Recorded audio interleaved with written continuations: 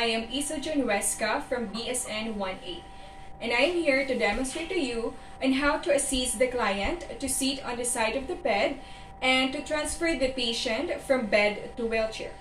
So let's begin. Step number 1. Perform hand washing. We have to wash our hands before having contact with our patient in order to reduce the number of microorganisms in our hands and reduce the risk of transmitting disease-causing microorganisms to our patients. Step number 2. Gather needed equipments. What we need are wheelchair, blanket, slippers, and BP apparatus.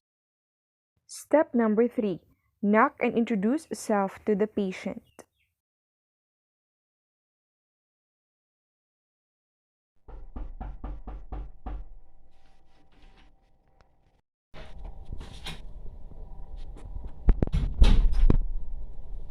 Good morning, ma'am. Ako gali, ma'am, si Isa Huesca, ang nurse na assign sa imo subok. Step 4. Identify the patient. Ano ba ni aton ngalan, ma'am? Crystal Jane Estante. Okay. Ma'am, may order subong si Doc na may x-ray ka subong aga. Step 5. Explain the procedures to be done. So, ang aton yung procedure nga himuon is gabatang ka, ma'am, then papungkuon ni ka, ma'am, and i-transfer sa may wheelchair. Kamusta aton matsyag, ma'am? Okay lang. Wa iti sakit sa aton nga lawas? Ay, ma'am. Okay. Step number 6. Provide for client privacy. Basta gusto mo mamanghi, ma'am? Hindi.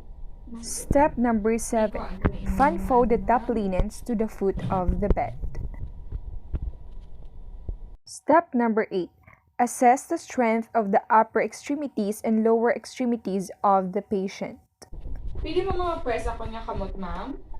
With this, we could determine the person's strongest side from the weak Ma'am, side. i-try ma'am, sa kadibi, ma'am. Isa pa, ma'am. Step number 9. Position the wheelchair on the patient's strong side so that the patient can grab by her strong arm and move to the strong side. Okay. Make sure to lock the wheelchair wheels and swing the footrest to the side. Step number 10. Put the side rail down towards where you are working on.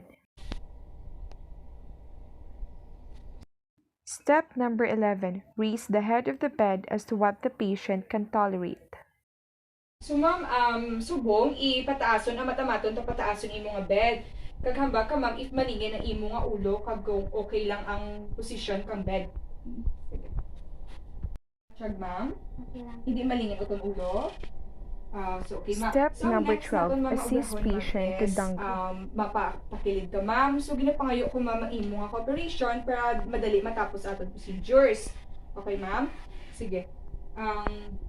Mag-count ko, ma'am, 1, 2, 3. Pagka 3, ma'am, malisot ka, ma'am, Slip ha? one arm behind the patient's neck and shoulder, grasping the far shoulder, and other arm Ma'am, over 1, both of the 2, patient's 3. thighs near the knees.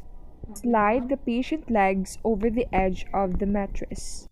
This enables the client's feet to move easily off the bed during the movement, and the client is aided by gravity into a sitting position.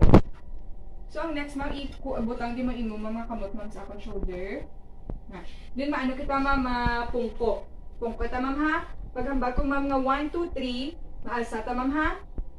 Support the patient's shoulder 1, and bring him to a 2, sitting 3. position. Step number 13. Allow the patient to rest on the edge of the bed.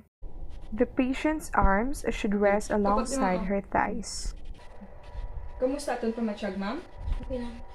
Wala galingin aton ulo, ma'am? Okay, ma'am. Step number 14. Help the patient to stand. Ang next naton mga procedure is matindog kita, ma'am, kag matransfer kita sa wheelchair. Step number 16. Place sheens against patient's sheens to lock her feet. Pagpang di may mga hands sa akong shoulder. Assist the person into a standing position So, by matindog gently kita, ma'am, ha? pulling her Paghambal ko, up. 1, 2, 3. Pagka 3, matindog. 1, 2, 3. Okay, ma'am, masaylo kita sa wheelchair. Step number 16. Instruct the patient to reach the armrest of the chair by his strong hand. 1, 2, 3. Okay, mapungko kita, ma'am, ha? 1, pag 3, ma'am. Step number 17. Lower the patient into the wheelchair by bending your hips and knees. 1, 2, 3. Okay. Step number 18. Position the patient's feet on the footrest. Put on the safety belt. Make sure that the patient is comfortable and in good body alignment, and cover the patient's lap and legs with a lap blanket.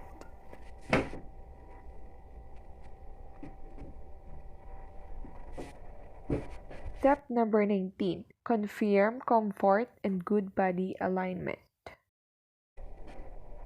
Kamusta aton pamatsyag, ma'am? Wala. Wala galingin aton ulo? Sige, ma'am.